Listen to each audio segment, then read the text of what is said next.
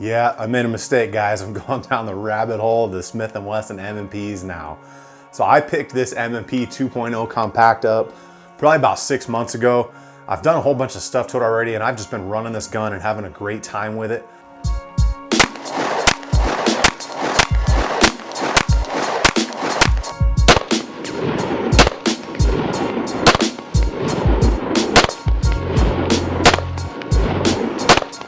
And there's a whole bunch of things that are different between this and like the Glocks or the Glock 19s.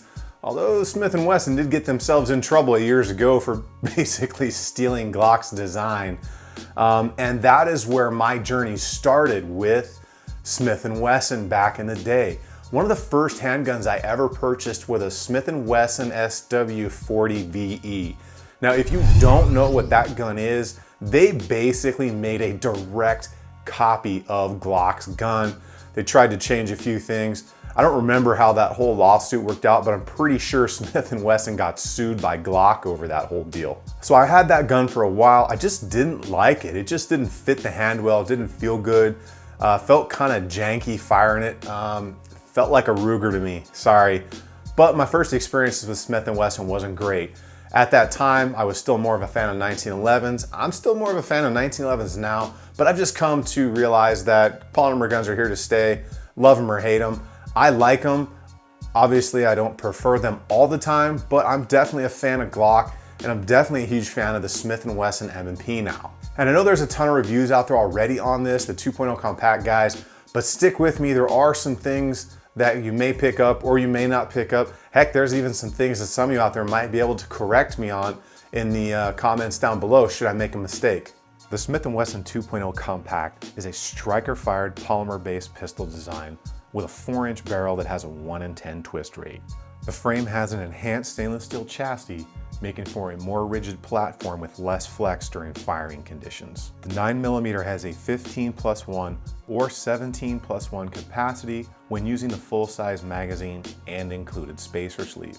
The extended magazine will give this the grip profile of the full-size M&P 2.0 and may work better for people with larger hands. The opened up trigger guard makes this easier for larger handed individuals while not being oversized to the point where you cannot get a high and appropriate grip on the pistol. The standard M&P trigger is a 2-piece design, however the trigger on this specific gun has been changed. The take-up and reset were on par with most striker-fired pistols, however it did feel slightly smoother both on firing and reset as compared to others. Very nicely finished fish scale style serrations front and rear. Although the front serrations are minimal, with practice they are very usable and versatile in situations where manipulations, drills, or press checks are needed. The ambidextrous slide controls make this for a very well-rounded pistol for left and right-handed shooters, and the slide is covered in Smith & Wesson's Armonite finish, which has proven to be a very durable coating. The overall length of the M&P 2.0 compact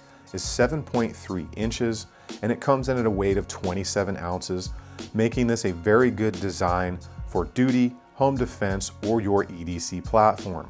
Now, going down the rabbit hole on this M&P 2.0, I've already put a trigger in, a different sear, a different plunger safety. And like I said, I've had this probably about 7 months now, and I'm really digging it. And triggers is where a lot of people split, like I said. And I recently went through Glock Armor School, and one of the things they asked was good, bad, or indifferent. You know, what do you like or hate about the Glock? So of course I raised my hand and I'm like, oh, it has an atrocious trigger.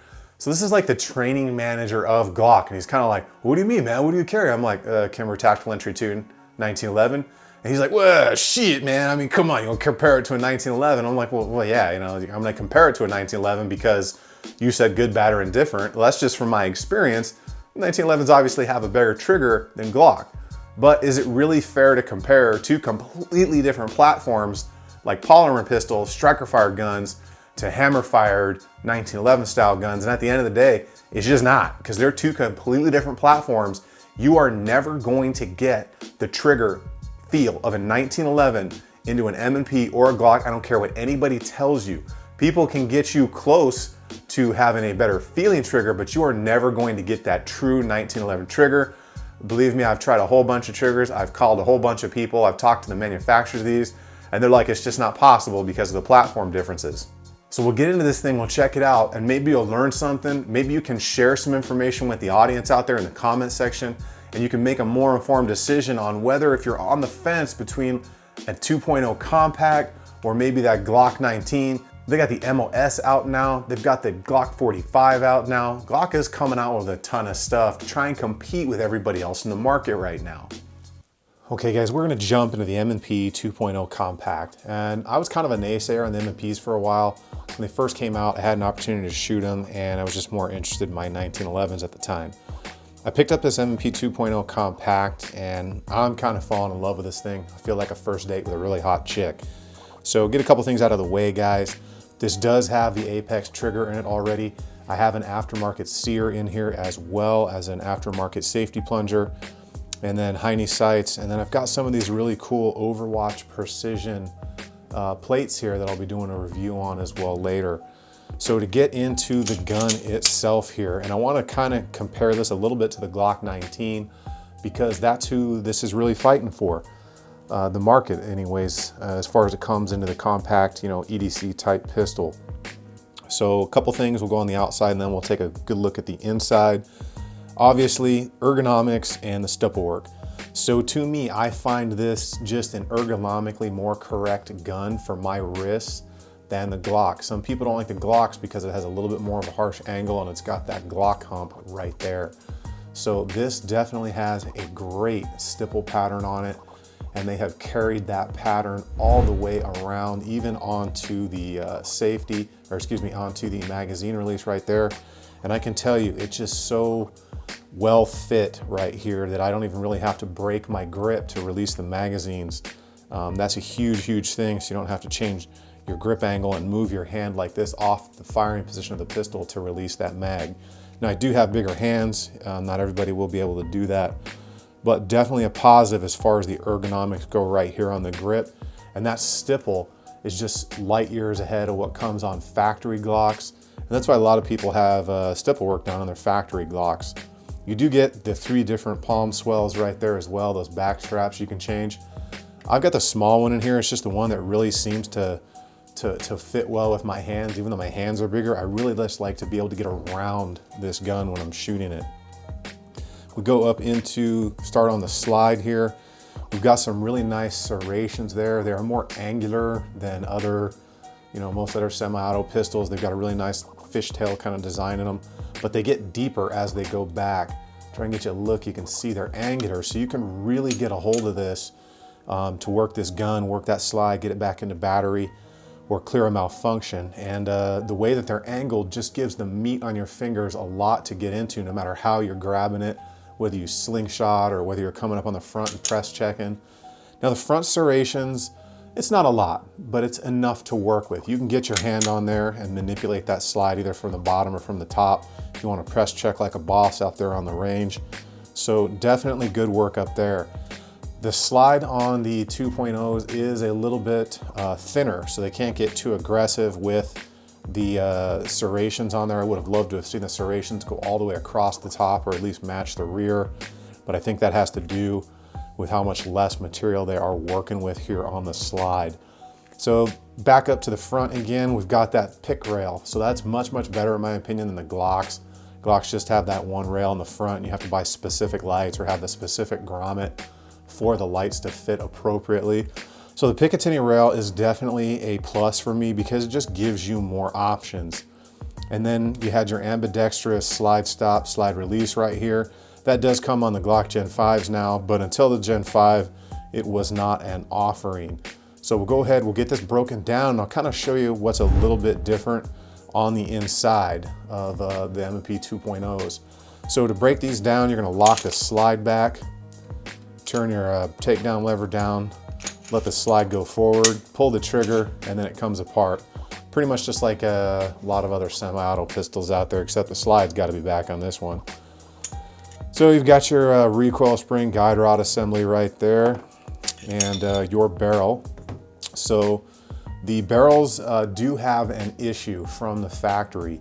Apex Tactical did some testing and found out that there is something called dwell time. So as the gun cycles, the barrel has a little bit of movement, very minute, but it's enough that it can cause a little bit of sporadic grouping. Nothing that most people are probably gonna notice, but Apex did come out with a barrel to alleviate that dwell time, so it's a much, much tighter chamber in there. That's one thing that M&P knows about. Don't know what they're doing to fix it, but M&P or Apex has a fix out there for you. So you look up into the top of the slide, very reminiscent of a Glock, except for the plunger safety, which is round, that is back here. That is an aftermarket one. And then your striker assembly over here, and then we've got an external extractor right there, which is a little bit different than the Glock, obviously. There are multiple manufacturers making no fail or less fail aftermarket versions of that. There are some differences in how the gun comes apart. You are not able to get to the safety plunger assembly unless you take the rear sights off. That kind of sucks, guys, I knows. But the slide comes apart just like a regular Glock would. You press down on your firing pin sleeve right there, push the backing plate off, and then you can pull your striker assembly out once you put a little bit of pressure here. And it comes out, obviously pretty similar to the Glock style. Throw that back in here for now while we go over everything else. If you guys have ever worked on Glocks, you're pretty much going to be able to do most of the things you're going to need to on this gun. So that's pretty much it for the slide as far as major differences. We'll get into the lower here, the frame, and this is what gives this gun the better trigger here. So as we can see up in there, the actual trigger spring, you'll watch it work, is in the front, whereas Glock's, it's in the back. So the Smith & Wesson has like a true sear, a one-part sear, and that's this piece right here.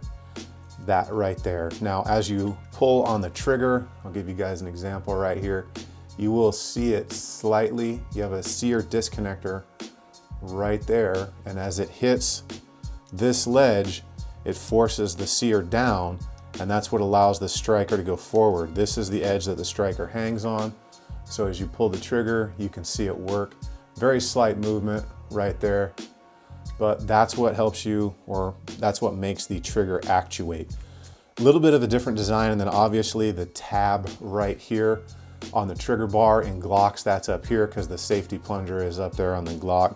So very similar. There are more working parts inside the frame of the Smith & Wesson M&P, but you guys will not have a problem. You can watch Armor's videos on it. Very easy to work with as well. I'll do a full breakdown and cleaning on this gun later, but I just wanted to show you guys the real differences in here on this gun between the Glock basically 19 and the M&P 2.0 Compact, because those are two big guns that fight for the market. There are, like I said, more moving parts. You do have 3 pins in this one to take down, and I will get into more of that later, but that's just my overall view and opinion here. I definitely like this platform. We'll go ahead and get this put back together for you guys. This is your basic battlefield stripping right here, which I'm sure you're all familiar with from striker fired or semi-automatic pistols. So when you put this back together, it's the same thing. Slide it on.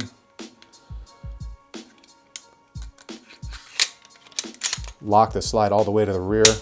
Throw your tab back up. Send the slide home. Check your function. Make sure everything resets, you're good to go. Double check your slide lock. Make sure it's functional, and you are back together. I always do like to throw the magazine in there just to make sure it's going to catch and release that way as well. So those are my first opinions, guys. We'll get back up into the chair and we'll close this thing out. At the end of the day, guys, I really do like the 2.0 platform. I think this is an absolutely great self-defense pistol. It would be a great duty pistol. The ergonomics of it with that 18-degree cant in there is definitely better than the Glock, in my opinion. For me, ergonomically, it works better. That high 22-ish, I think it is, degree angle on the Glock definitely makes me kind of angle up when I'm shooting with it. So I tend to shoot a little high, and I have to keep that in mind. The grip on this is just leaps and bounds above where Glock is right now. The overall feel of this, just right out of the factory, the stippling on it is hands down just crushes the Glock platform. And that's why a lot of people have grip work done to their Glocks. Now the slide, there's not a massive amount of you know, texture up front, and but it works. There is enough there that you can get your hand on it. up there on those little serrations. And you can cycle this weapon from the front, or you can press check, you know, if you're into doing press checks. But definitely not a huge difference up there.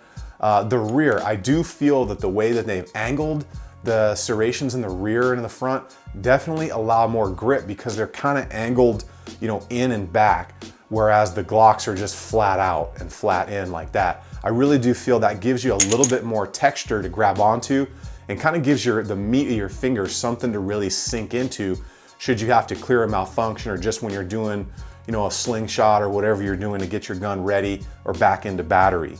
Now, the ergonomic controls are absolutely great. It was definitely stiff up front. This gun's probably got about 1,500, maybe closer to 2,000 rounds through it right now. And it definitely took some time to get that slide stop and slide release to loosen up a little bit. I know there's some modifications out there that guys have put online, but I just didn't want to go Dremel this thing. I just wanted to wear it in to see what it was going to be like. And usually at about that 1,000 round mark, you got that gun pretty dang worn in. The recoil impulse is very controllable. You've got those changeable back straps for that palm swell if you've got bigger hands. I like the small one. I just find that it feels really good in the hand, especially with the texture. And I like the fact that they've kept the same texture all the way around. It's not like that grip zone on the XDs where it's just like, it looks like a kid got a hold of it and drew a design for them and then they slapped it on a gun. There are definitely more moving parts in the M&P guns. You have like a true sear, which is being contacted by the back of the trigger bar and disconnecting from the striker, and the spring is up front. There are more moving parts to it. It is a little bit more of a pain in the butt to work on. It's not as Lego-ish as a Glock, but still very easy for the common person just to go through the manual, you know, spend some time, maybe watch a YouTube video from an armor or somebody who's certified on it, and then just kind of learn the steps of taking that thing apart and putting it back together. And then obviously practice. If you're gonna buy and carry this gun, you need to practice with it, be able to fix it, be able to work on it, and then obviously be able to shoot the gun as well. And definitely the Picatinny rail. Now this gives you so many more options in the Glock platform. Depending on which light you're into, you actually have to buy a Glock specific light for the gun, or like the Streamlight, you have to put the little Glock specific bar in there. Now they will work with the Picatinny bar. I have run them like that. It's just not quite perfectly fitting in there. But like the Enforce lights, you have to buy Glock specific ones. So the Picatinny rail is definitely a better option. And if you have bigger hands, it does give you the option to adjust that light or laser to your liking. I really hope you enjoyed the video, guys, and I hope you did learn something. And if you're on the fence, I hope this helps you make a decision one way or the other. If you're thinking about an M&P or you're thinking about a Glock, whichever version you want, I think the M&P is really a great option. This gun is not going anywhere. I have plans to do some serious stuff to this gun. I can't do as much to it as some of the Glocks because there's just not as many companies out there that make as many parts or as many different parts, or even just do slide work on it, especially with the 2.0, because it is thinner than the 1.0 versions up here on the slide, so you can't quite get as aggressive on mill work with it. So if you like what's going on with the channel, guys, hit that bell icon, like, share, subscribe, maybe leave me a comment down below. It really does help the channel. It helps me be able to work with more manufacturers and vendors to bring you guys reviews on products that are unbiased that you may be interested in the future. I appreciate you spending your time here with me today. You guys get out there, have some fun on the range, do some training, and I will see you guys on the next one. And stand by for more reviews on the parts on this M&P 2.0 Compact.